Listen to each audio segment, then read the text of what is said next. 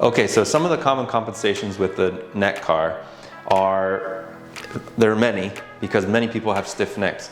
So when it comes to flexion, a lot of times people will flex their whole spine rather than just their neck. And mind you, when we're doing this, we want to try to segmentally flex. So if you look at Kyle, come back up. Now try to start from here and flex down. Good, that's pretty good. Now you might see somebody do full-on thoracic flexion, or you might see someone just take the whole neck down. That's not terrible, but we want control at each segment of the spine. Now when we get to the rotation, a lot of times we're gonna see a shoulder blade come up, or the full body rotate, dipping this shoulder blade down, maybe even the hips rotate. All sorts of stuff that you'll feel or you'll see. You want to be very mindful when we get to this rotation and then lateral flexion where you're pouring the water out, that you don't feel closing angle pain on the same side. That's a finding that we want to be careful with, and we want to stay away from that. So anytime you're feeling that pinch in the closing angle, we want to stay away. If you feel stretch in the opening side, that's what we want. We have something to work with there. We can start to work on lengthening those tissues.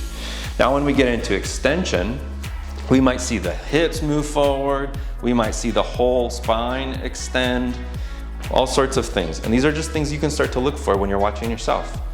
And then so the same thing when you get back to opposite side lateral flexion and rotation. Be aware of the closing angle, be aware of other body parts moving. You can definitely clench 30% tension in the whole body so that you can make sure nothing else moves. This is purely the neck car. We don't want anything else to get involved. So what did you notice when you were doing that, Kyle?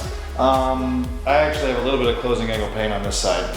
Okay. And when I come on this side, I actually get good stretch on the front side of my neck. Okay, so we would probably start with some pails and rails, or some sort of, maybe even some soft tissue intervention on the right side of the neck, then work into the pails and rails to expand that capacity.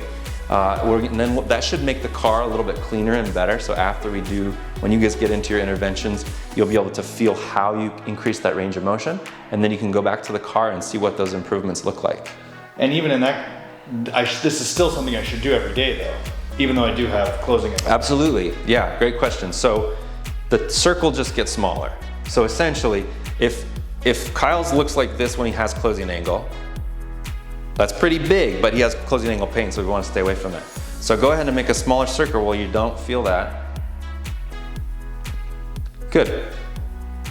So I just kind of go around it. Yep. Does that feel better? Yeah, absolutely. So I just kind of went right up to the point right before I started to feel that, and then I started the next. Yes, exactly. Next so motion. If a perfect circle looks like this neck car might look like that a little bit, but that's okay because we're preserving what he has as we expand on the capacity.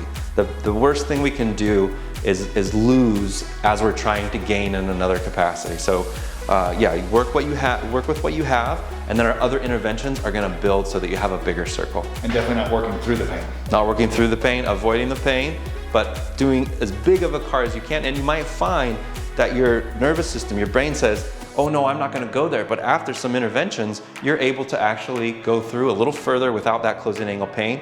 And that's just the conscious portion of all of this, is that you have to tune into, wow, things are better, I can move better, rather than letting your previous memory dictate how you move.